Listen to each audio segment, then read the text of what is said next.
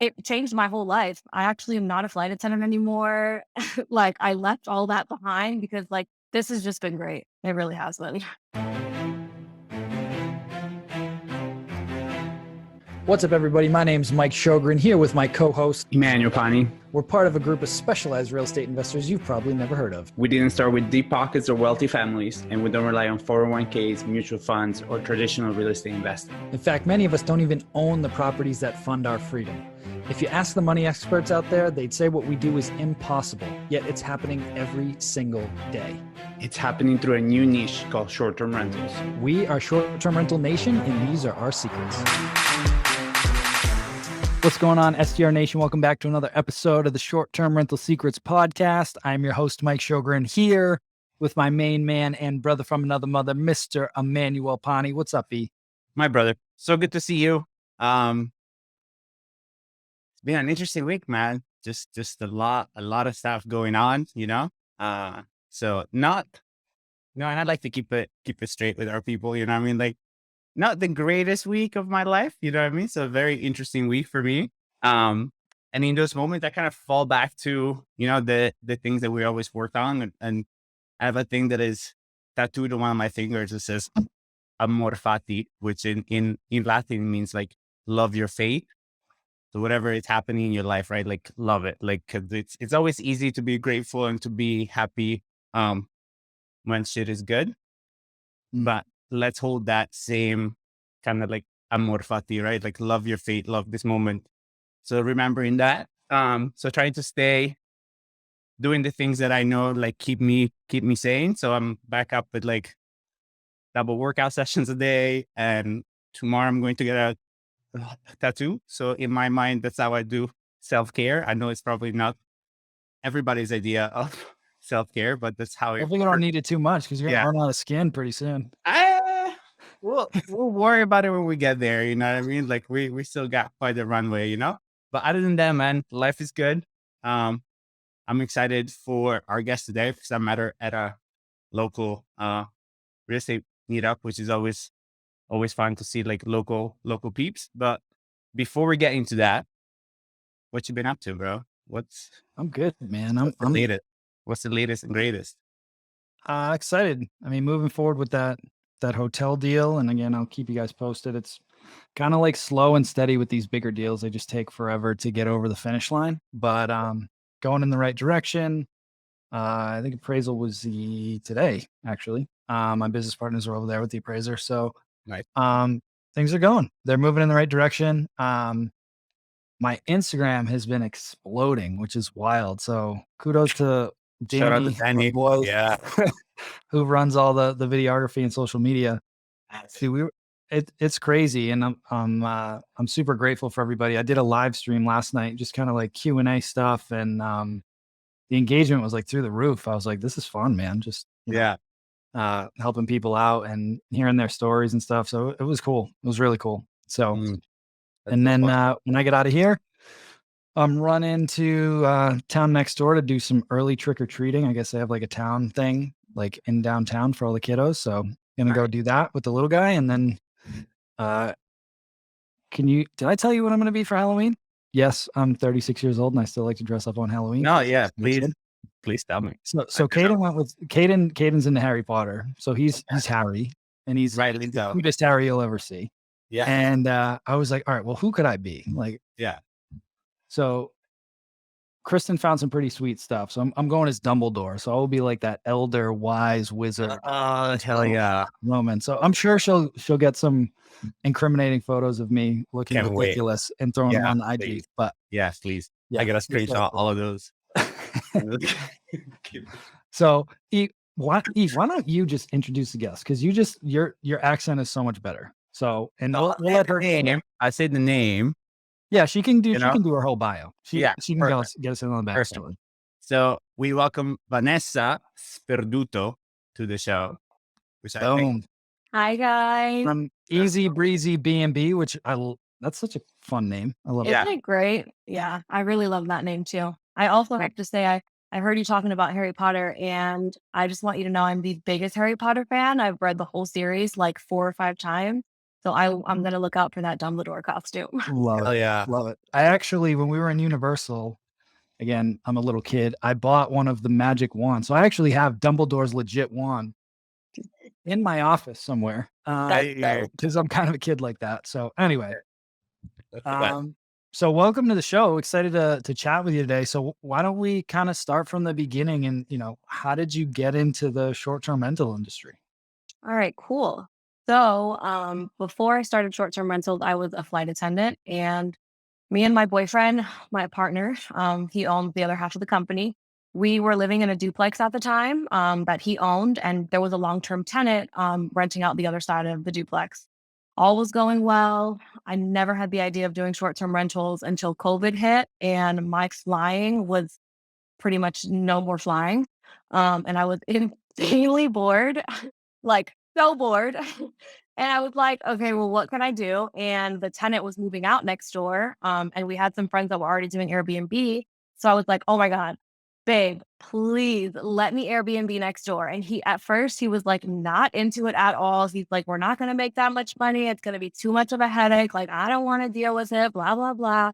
But I was so bored and I was like, I will do everything. I'll set it up. I'll do all the cleaning. I'll do all the guest messaging.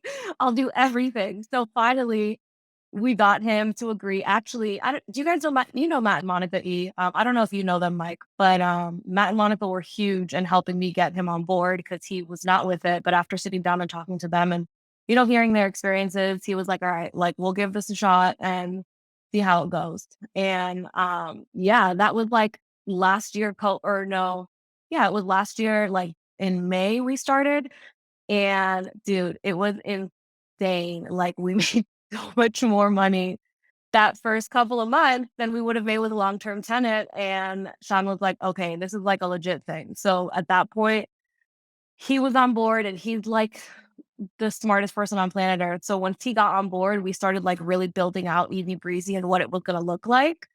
And yeah, from there we scaled. Now we're at 12 properties. Two of them are in the works. We're renovating them right now, for the client, and then they'll be live. So yeah, 10 live, 12 properties total. But yeah, that's how we got started. It was honestly, it was really great.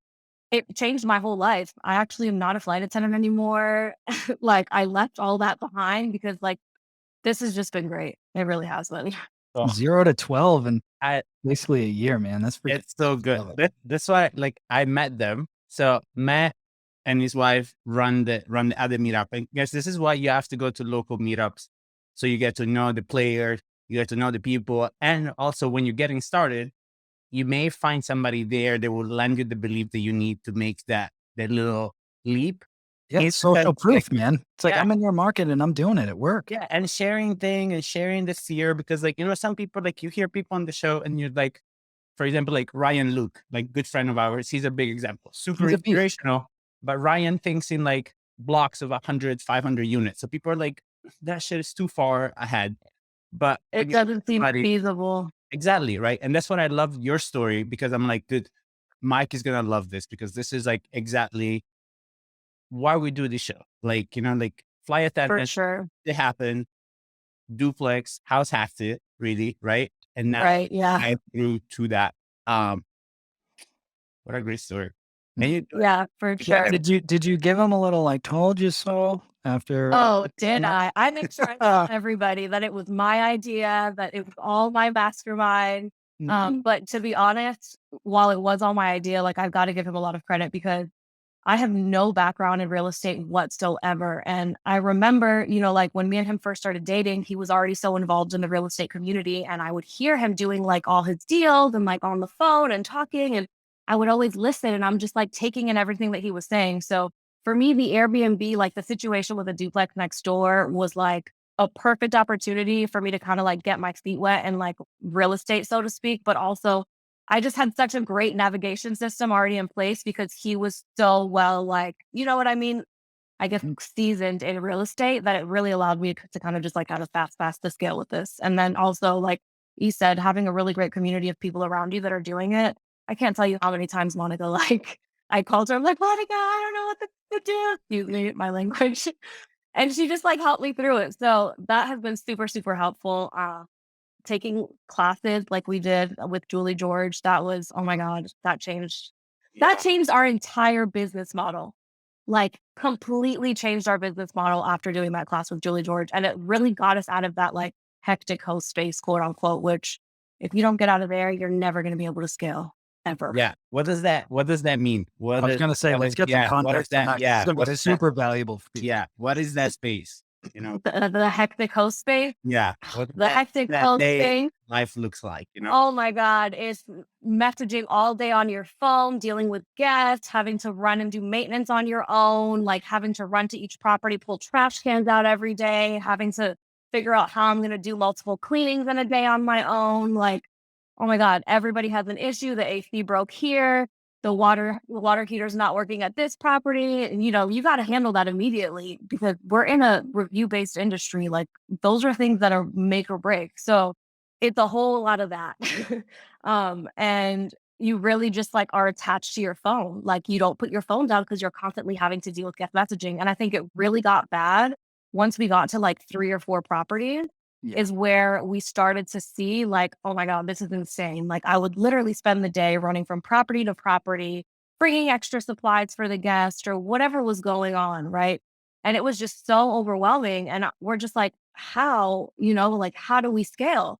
And in our mind, after that first unit did so well on the duplex, as soon as we started Easy Breezy, we always had the intention of Easy Breezy going from 0 to 100. Like we knew in our mind we wanted to hit 100 properties at some point. So we immediately started building that infrastructure out with that goal in mind, if that makes sense. So not just to get the next few properties, but no, like let's build the infrastructure out now today properly. So that way we can scale to 100 and not have to rebuild out that infrastructure every time to meet these new needs. And that's the beauty of working with somebody like a Julie. Oh my gosh. Julie is just like the bee's knees. She really is. Yeah, I didn't even tell you. She's in the 7-figure mastermind now. So she does our monthly calls and events with us. I love that. She's amazing. She was a huge addition to that crew. So she really is just so great. She was here a couple weeks ago and we took her all around and we did like a little Everglades tour with her. She loved it. So that's when she was in town to speak at our event. Oh yeah. And then she came to the Landlords and Loggers that month too. Exactly. Yeah. She was on her US tour in between TJ's event and then our event. Love it. She's so funny. Yeah. So the reality is that's how I don't want to say most, but that's how a lot of people are operating. And I think it's like a big misconception because it's just Airbnb, short-term rentals, Airbnb has gained so much traction over the last 2 years, really, where it's like the hot thing to do. And you can make a lot of money for sure. But a lot of people are jumping into this without any real understanding of how to create a business with systems and everything else. And so, yes, you can start making $1,000 to $3,000 a month per property, and it's good income and quit your job, but you're basically buying yourself another job. But that kind of defeats the purpose, right? That's a big thing that I always, and I'm happy you brought that up because I always hear like social media influencers in the Airbnb space, like, oh, passive income Airbnb. And I'm like, Airbnb is not passive income. Like maybe we're working on getting our, you know, our business in a space that like, yeah, when we are at 100 properties, we are taken out of most of the daily operations, but there is nothing passive about Airbnb, especially when you're self-managing and you are just starting out. Like that is a huge misconception that it drives me nuts because it's not passive. Yeah. The other thing too, I think that's important to keep in mind is, and of course it varies depending on what your market you're in, but Airbnb is not the same Airbnb that it was 10 years ago. Like in Fort Lauderdale, it's not amateur hour anymore. Like it's no longer for mom and pop. I mean, I don't want to discourage anybody, but what I'm saying is it's like mom and pop can't just throw up whatever they want on Airbnb and expect to get a return. The market here is saturated with really great like luxury vacation properties. So they kind of get in and they think it's gonna like be so easy. And then like, they're not getting any bookings. And then like a lot of times they'll come to us, they'll call us for advice and I'll be like, okay, well, let me see your listing. And then they won't have like professional photos, which is like a non-negotiable. Like you've got to have professional pictures. Like And just like the listing is not written out well. And it's just like, you're competing in a space with pros. Like you're competing in Fort Lauderdale's market against us, easy breezy. Like we're doing all the tech, we're triggering those algorithms like crazy. We have IT doing, you know what I mean? So like it's just not going to be an even play field for mom and pop when they're competing with like my properties on the same platform.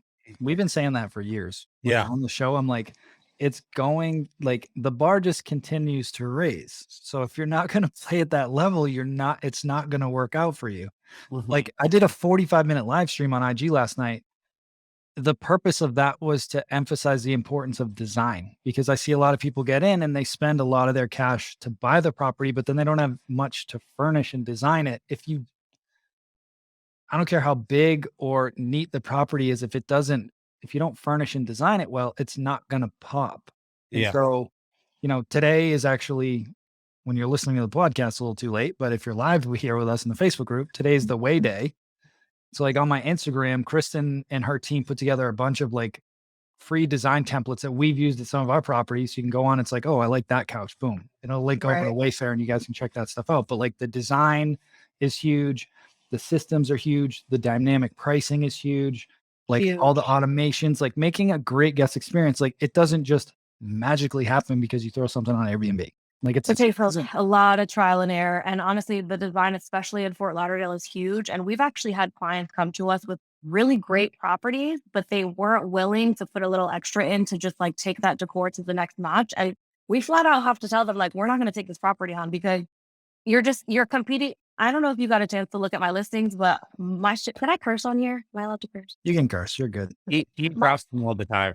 My shit is Michael. popping. Yeah.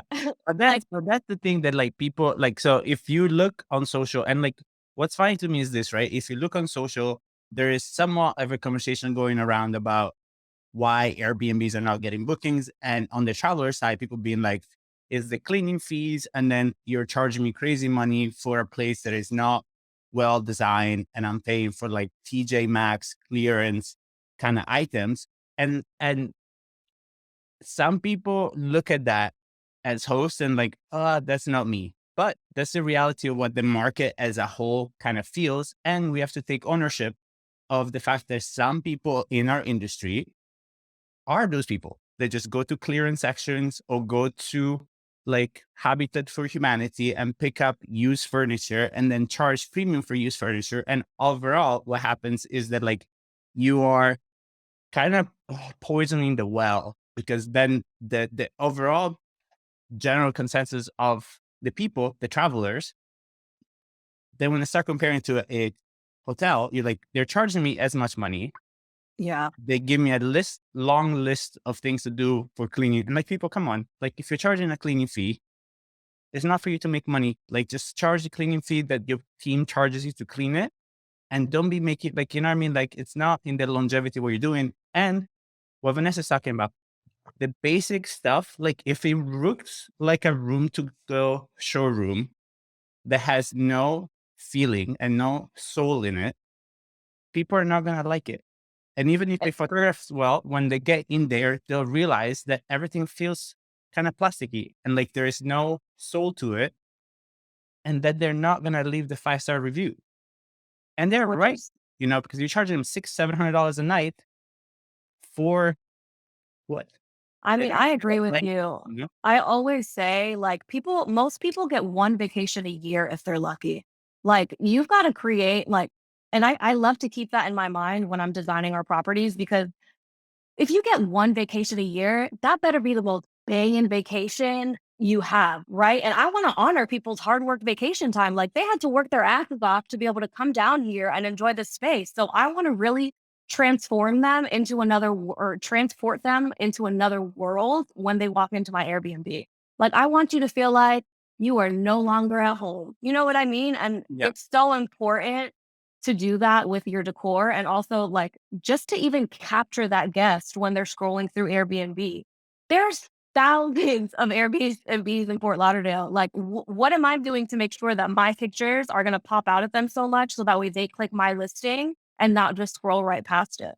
Like, that's all such a big part of making sure that your decor is on point, So Listen, not to toot my own horn, but my shit is lit. Okay. My houses look so good. And honestly, like I started out just doing them like for us. And then clients were like, well, who did that house? And I was like, well, me. And they're like, well, can I hire you? So that actually has turned into like a whole separate branch of Easy Breezy because I've been Yeah. doing like these decor packages for clients. And like right now I'm working on one where it's awesome because I got to rip this place down to like the bare bones of the house and I'm getting to like completely renovate it, but with Airbnb in mind. So it's just so much fun, you know, and I get to like think about the functionality of the guest. And that's a huge thing too, right? I'm so big on functionality. A guest walks into a house, they've never been here before. It might be late in the middle of the night. They just landed, they're tired. Where's the light switch for them to turn on the light? Are they going to have to go search around a dark house to find how to turn the light on? Are they going to have somewhere to charge their phone next to their bed?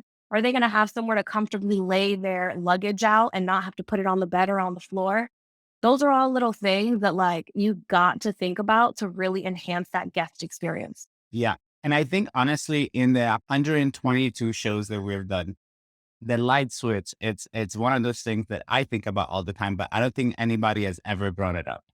And that's one of the things that drives me off the wall is that I when hate I walk into a house that we just got and I do this by the front door and I feel nothing. And then I do it on the other side. And my first words out of my mouth are like, where the fuck is the light switch? right. And now I have to like That's search like through the imagine, and like dark house. I'm just I'm just somebody coming as a manager, right? And that's the people. And my boss, the guy that I learned from in the beginning, is like those first 5 to 10 seconds that somebody walks in is what's gonna set the mood for the rest of the vacation. If you Even feel before, like I would say even before that, even the check-in experience, if it's difficult, if they can't find a lockbox where the key code is not working, that already is enough to like set them off. exactly. So I would love to bring it because you kind of like slightly touched on it. So, and I know we have a lot of people that listen to the show that are husband and wives, they are partners. Um, what does your guys' dynamic look like now that you guys have 10 plus unit, 12 running? So what do you do every day? What does Sean does? And what, you have a team also, or is it just you guys? Yeah, we've got a team for sure. That was crucial to getting out of that hectic host phase. But Sean and I are really, really, really great partners. So he definitely handles, and it depends on if I'm in the middle of a decor package or not, how much involvement I have with the operation side and Easy Breezy. But for the most part, the way that we split things, Sean handles all of the tech stuff. He's doing all the algorithm work. He's doing all the like listing photo stuff. Well, we hire a photographer, but just like all that, like all the host away stuff, setting up the automated messages, all that kind of stuff. He does all the financing. He pays all the employees out, all that kind of stuff. What was that? And we both do. Sorry, and he definitely takes the lead on like following up with our leads and our clients and stuff like that. We do this really great thing for our clients. We give them income reports, which I don't know if I should be giving away my secret sauce, but he builds these income reports for potential clients that basically just says, based off of like actual statistics and like factual numbers, what they can expect their property to produce. So that's really, really great. So while he does all that, I'm on the operation side. So I'm training cleaners, I'm going behind and checking, I'm dealing with guest issues, I'm messaging guests. Yeah, like mostly that kind of like the guest facing side. Now that we have a team, a lot of that has kind of died down because I'm not having to deal with the direct guests directly. So now it's more so just like helping our team troubleshoot whatever issues they're trying to troubleshoot. But when I am in the middle of a decor package, it's super hectic because as we all know in real estate, time is money. And I'm going. Like I'm trying to get that property up and live as soon as possible, not just for my client, but for me as well. So when I'm in that phase, I'm really just at the house every day going nuts. I'm basically a general contractor, bossing everybody around, yelling at them for not putting the light switch where I wanted it, and that kind of stuff. I love it. One thing I wanted to kind of circle back around to was how did you guys go from that first unit to now 10 live and 2 more in the works? How'd you go from 0 to 12, in roughly about a year? Yeah. Like, and are you managing? Are you arbitrage? Are you buying? Like, let's just kind of pull all that back. Okay, cool. So my boyfriend owns 4 of the properties that we manage. And then the rest of them we manage for clients. We're not big fans of rental arbitrage. I'm not a fan of the model. It's a great way to get your foot in the door. I'm not knocking it, but it's not for us. So we got our first property was obviously the duplex. And from there, we're like, okay, we got to scale. Like we can't buy property all day long, right? So I think we started advertising on Google. Yeah, we started doing Google ads and we actually got this like amazing client. He called and he had this beautiful property in Wilton Manors and he was like, "Yeah, I'm actually here for a couple days getting the house ready. Do you guys want to come by?" We went the same day and met him and he hired us on the spot. And I remember like getting in the car, waiting to drive away and having like a full like, "Oh my God," like scream, like I cannot believe that like this guy just literally hired us on the spot. Like Yeah. it was a whole moment. I was so excited. But honestly, from there, it kind of just snowballed because we started doing those Google ads heavy and like SEO and stuff like that. And that really started bringing in a ton of leads, a ton of leads. And then throughout that time, Sean bought a couple more houses. So we had more clout, you know what I mean? To kind of show potential clients, like, yeah, we know what we're doing, blah, blah, blah. So from there, we really just started getting the clients rolling in from like Google and stuff like that. Yeah. So walk us through that, because Wilton Manors, I know Wilton Manors has some really nice properties. Walk us through, like, you showed up there. There's probably, you're like, okay, this is what we've been working for. Where is that conversation? Like, did you guys have a script ready? Like how, because I think there is a lot of people that like do management of their own stuff. And then they're like, okay, I want to start hosting other properties. Yeah. So we They definitely, and with somebody and they're like, so tell me about, and maybe they ask you a question out of left field that you weren't expecting. And luckily you and Sean, like you guys are two, so it's probably easier. But it, I had a moment of like people asking me a question and me just hearing just nothing in my mind. And I'm like, okay, like we gotta say something. Like right. you know, You know what's so crazy about that is that first client that we got too. So he's from Asheville, North Carolina, and he actually owns a mega vacation rental company out there. He had like 160 units.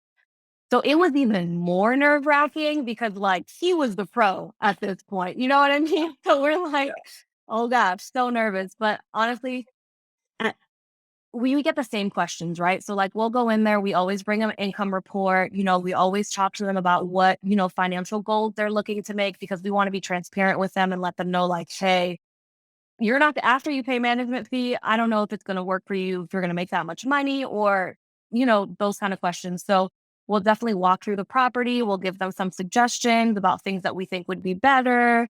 A lot of times they ask us questions about how does our cleaning work?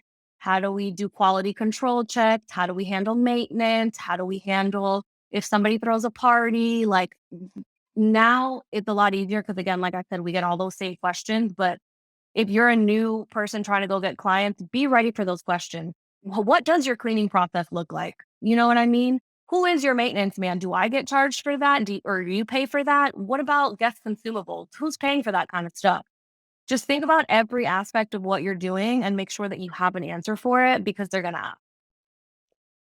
That's really good. That's really good. And, my background is like a CPA. I was really always good with like the operations, but like learning how to present myself and talk to clients was like Oh, out I'm of my comfort zone. so nervous. I wouldn't even take the calls in the beginning where we would get leads. I would literally make him take it because I was so nervous that I would mess it up. no, the phone is ringing. Yeah, no, literally. I'd be like, it's a lead. Answer. What I found is similar to what you said. Eventually, like I put together this like one pager. So I'd have the projections like you talked about of like, all right, here's how much based on this data, these comps, blah, blah, blah, how much we think this could bring in. Here's how much you'd net. And then I had this one pager that kind of broke down those systems very simply to show them. And again, this was back in like 2017, 2018, before this was super popular. But their biggest concern was always like, yeah, I just don't want my house to get trashed and I don't want to have to do anything. So it was like, well, here's how we're going to take better care of your property than anybody. Highlighting all the cleaning procedures, highlighting the security cameras, the Wi-Fi locks, the noise monitoring, all these things like boom, boom, boom, boom, boom. And then by the end, they're like, damn, these guys know what they're doing. Yeah. Right. For So it's all how sure. you just present that information to them and just be confident. That's the biggest thing I think I learned is just like confidence is key. And it just, when you're confident too, even if you don't actually know what you're talking about, you kind of still sound like you know what you're talking about, which you should still always know what you're talking about before you give advice on short-term rentals. But yeah, confidence Well, you is have key people for to sure. lean on too. Like my biggest thing is like I talk to a lot of people or that they'll DM me or they'll be interested in my mastermind or some coaching or whatever. And then if they don't want to do it, that's fine. But I'm like, go get some type of mentor because like it's just not, in my opinion, it's not ethical to go manage somebody's investments if you don't know what you're doing. Like any other field, financial services, stockbrokers, any type of investing, you have to have certain certifications to do Yeah. that, Even at Subway, they train you on how to make a sandwich before they let you make sandwiches, right? It's right? just So it's like if you want to play around with your own stuff like you guys did, it's like, okay, we're going to put our money where our mouth is. We're going to dial this thing in. Cool. And then you had some other local folks that were a few steps ahead that were kind of giving you advice and pointers and all these things. Like you didn't just go in blind and like try and No. like I just And that's kind of like one of my personal gripes where I'm like, I love the hunger, but like you got to do some homework first and learn how to do this to provide a good service and provide a good product to make sure you're going to take care of these people. yeah. I think it goes that's back to also what Vanessa said earlier. Sorry, Vanessa, about respect, right? The same way, it's the same respect that you have towards your guests. You're like, these people have worked really hard for their money to come on vacation, so we have a responsibility to give them the best place we can. Same, the other side of that coin is this owner has worked so hard to buy this property. I have a responsibility to look out after it like it's my own or better.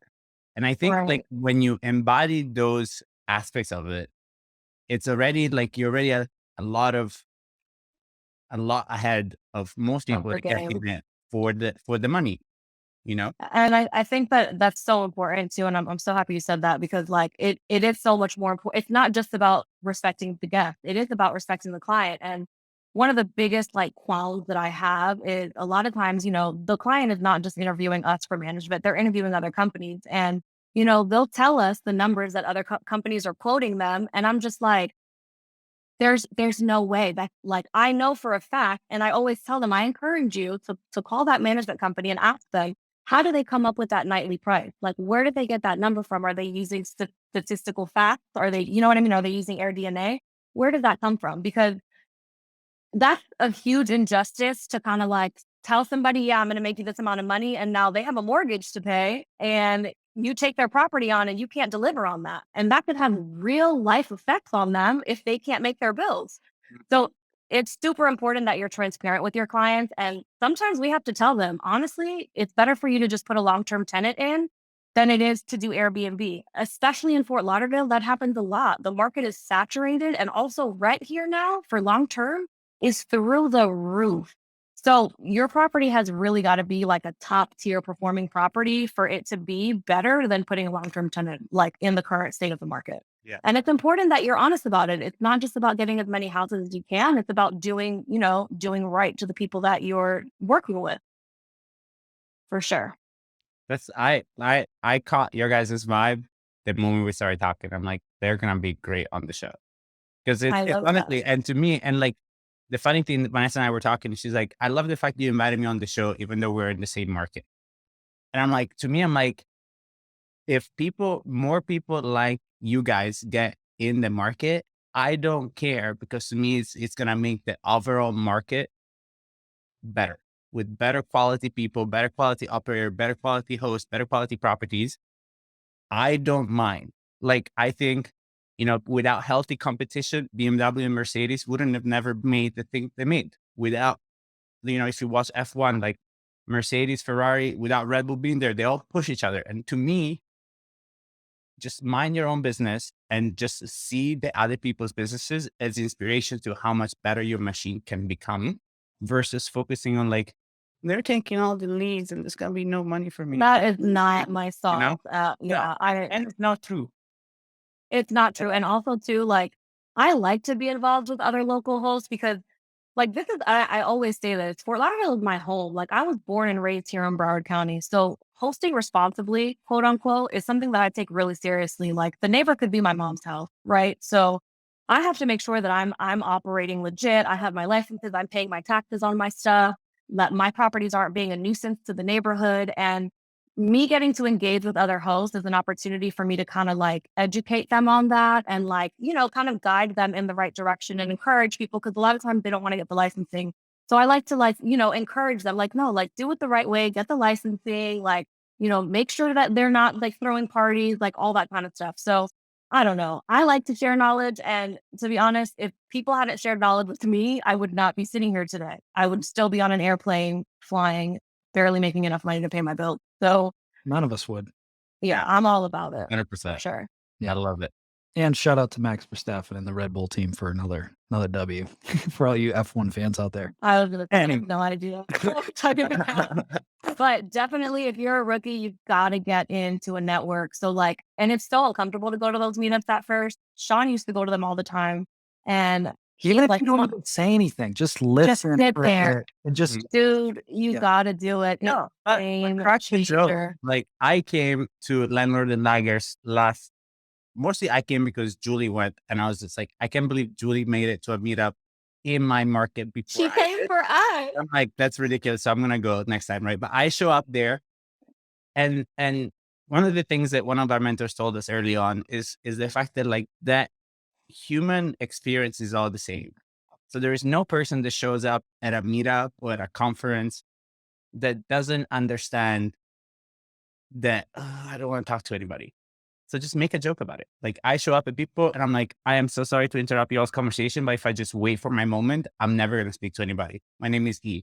How you guys doing? Right. So E and I are very different. I am super introverted. E is such a good people person. So I totally get, because I was that guy that was terrified to like go to those, especially. And honestly, what I started to do was I used to make myself go by myself and I didn't know anybody. And I would challenge myself to talk to at least 10 people while I was there and get out of your comfort zone. Because if you can't like just start talking to strangers, you're not going to be able to present yourself. So it's just all of these little mini trainings for yourself to like get out there. And people see us now like running the show and they're like, oh, Mike's extroverted. I'm actually a really introverted dude. And E will tell you that 100%. But I challenge myself to do these little things. And most likely there's going to be a few investors in there like myself that are more seasoned now that know how you felt at the beginning and just strike up a conversation. Right. And just, it's okay to be the new person. It's okay to not know much. If you're listening to the show, you're going to know a good amount. But even if you're new to this show and you go to a new meetup, listen and just be like, hey, I'm new. My name's Mike. Definitely say that. And you're Right. like, you don't have to come and like drop a bunch of knowledge on people. You don't have to know anything. Like, just show up. And most of the time, everybody's like so nice about it. You know what I mean? Like, and it's just like, you don't have to reinvent the wheel. There's resources and people that can help you and guide you through it. And those meetups are great places to like find those resources. Yeah. And most For of the sure. time, the seasoned folks like to help out newer people. If the I love it. Allow you. work. Yeah. Nothing annoys me more like if I dedicate some time to somebody and I'm like, okay, here's what you need to do. You got to do this, this, this, and this. And then they don't do it. I'm like, then why did It's so disrespectful. you just like wasted my time for No, it's so do we do? disrespectful. I hate that too. But I really do enjoy helping people a lot. Like a lot of times, so many of our hosting friends in the community will call us for advice. And we spend a lot of time throughout the week spending like talking to people like that. And does that necessarily put more money in our pocket? No. But again, I don't know. It's good juju, man. It's Like karma, you help dude. other, it's 100%. good karma. And also, again, this is like my community. Like I want people to think of Easy Breezy in Fort Lauderdale and have amazing things to say about what we're doing in the community, you know? So to me, it's worth it. I do it once. If we do it, I do it once out of the goodness of my heart. And then if we do a second conversation and the same conversation is the same as the first time, that's it. And not for nothing, but like, just because like, I'm not one, like, I'm like, There's I don't somebody need- else that wants it more. Yeah, but I that's don't- what it's yeah. like our time. and I don't need you to change, but I also like don't have time for the same conversation because my feedback is going to be the same. And like, why are you asking me if you're not going to take my advice? Like, yeah, why? let's not, like, don't kid me or you. Like, let's Right. go on our separate ways, and you can have this conversation with somebody else. Well, I'm going to pull us off the soapbox here. Yeah. And first off, I want to thank you and acknowledge you for coming on here.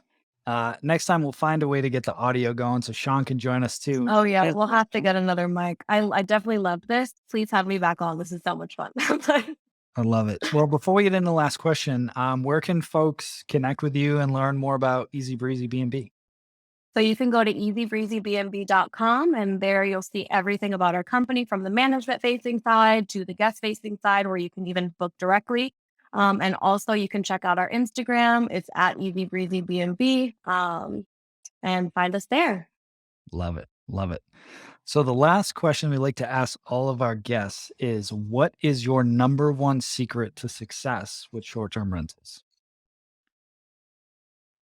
You know what my number one secret to success in short-term rentals is? Listening, taking the advice of the people around me and being a sponge and soaking it all up the first time they say it. That, like, flat out, that's the answer. There's no ands or buts about it. It started with Sean, listening to him do his business and just always listening to everything that he was doing, soaking it all up. That translates to the meetups that I've been to, getting out of my comfort zone and asking questions and learning. And then even to investing in my own education and doing that mastermind with Julie George, which was game changer. Those were the biggest things that I could have done to help scale from 0 to 10 properties in a year. Like, get plugged in, get as much knowledge as you can, listen to what they're saying. I would like literally write down notes when I would like listen to podcasts and stuff, just to like make sure that like I'm retaining this information, read about it, and just, again, get around people that are already doing it. And it's going to change the whole game for you. For sure. Boom. Mic drop. Vanessa, thank you so much for coming on here. Truly appreciate you, and really glad we connected. And next time I'm down there, we'll have to plan a meetup with me, you, E, and Sean. And Oh Yeah. I love that for sure. We'll awesome. wrap it down. Love I it. love Love it. it. Well, Thank thanks, you guys man. for And we'll having talk to me. you soon. Pleasure. All Ciao, right. guys. Bye, Take guys. care, everybody. Hey, STR Nation, if you enjoyed this episode, please make sure to hit that subscribe button and leave us a review. And in the comments, let us know what topics you want us to cover on upcoming episodes, and we'll make sure to get that in the books for you. And if you really want to learn how to launch, automate, and scale your short-term rental business, if you want to go deeper, then check out our free masterclass at strsecrets.com.